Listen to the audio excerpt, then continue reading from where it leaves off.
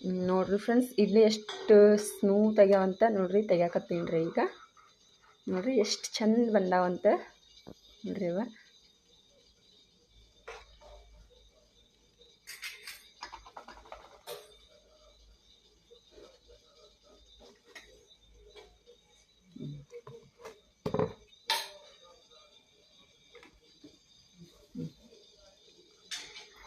ನೋಡ್ರಿ ಅವ. ನಾನು ಇದು ಇಡ್ಲಿ ರುಬ್ಬೇನು ಮಾಡಿಲ್ಲ ರೀ, ಉದ್ದಿನ ಬೇಳೆ ಹಾಕಿನ್ರಿ ಇದ್ರಾಗ. ಅಂಗಡ್ಯಾಗ ಇಡ್ಲಿ ರವೆ ಸಿಗ್ತೈತೆ ರೀ, ಅದನ್ನು ತೊಗೊಂಡ್ಬಂದು 2 ದಿನ ನೆನೆಗೆ ಹಾಕಿದ್ದೀನಿ ರೀ. 2 ದಿನ ನೆನೆಗೆ ಹಾಕಿ ಅದ್ರೊಳಗೆ ಈಗ ಉದ್ದಿನ ಬೇಳೆ ಒಂದು ಸ್ವಲ್ಪ ಮಿಕ್ಸಿಗೆ ಹಾಕಿ ಅದ್ರೊಳಗೆ ಹಾಕಿನಿ ರೀ. ಎಷ್ಟು ಸ್ಮೂತ್ ಬಂದಾವಂದ್ರೆ ರೀ ನೋಡಿರಿ.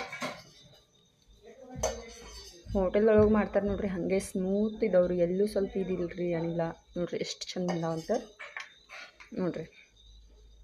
ಹಾಗೆ ಸ್ಮೂತ್ ಆಗ್ಯಾವ್ರಿ. ಬೇಕಾದ್ರೆ ನಾನು ನಿಮ್ಗೆ ಹಿಂಗೆ ಮುರಿದ ತೋರಿಸ್ತೀನಿ ರೀ ಇಡ್ಲಿನ. ನೋಡ್ರಿ ಎಷ್ಟು ಮಸ್ತ್ ಬಂದಾವಂತ ನೋಡಿರಿ. ಇದ್ರೊಳಗೆ ನಾ ಏನೇನು ಹಾಕಿನಂತ ಅದನ್ನು ಹೇಳ್ತೀನಿ ರೀ ನೋಡಿರಿ. ಈಗ ಚಟ್ನಿನೂ ರೆಡಿ ಆಗೈತೆ ರೀ. ಇಡ್ಲಿ ನೋಡಿರಿ.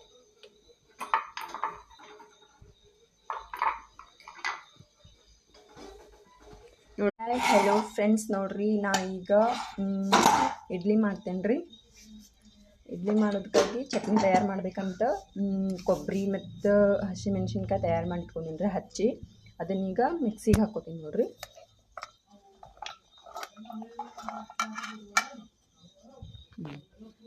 ಕೊಬ್ಬರಿ ಮೆಣ್ಸಿನ್ಕಾಯಿ ಹಾಕಿನಿ ರೀ. ಇದ್ರಾಗ ಬೆಳ್ಳುಳ್ಳಿ ಮತ್ತು ಜೀರಿಗೆನ ಹಾಕ್ತೇನೆ ರೀ.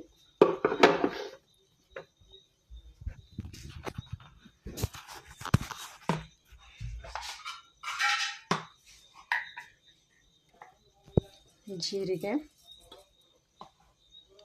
ಸ್ವಲ್ಪ ಕೊತ್ತಂಬರಿ ಸೊಪ್ಪು ಹಾಕೋತೀನಿ.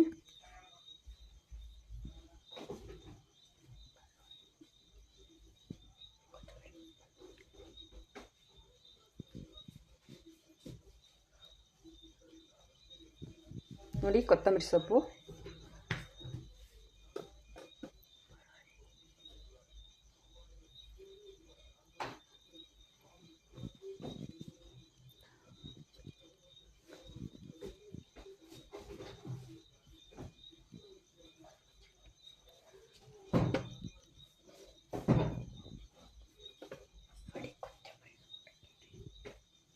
ಕೊತ್ತಂಬರಿ ಸೊಪ್ಪು ಮತ್ತು ಉಪ್ಪು ಹಾಕ್ಕೋತೀನಿ.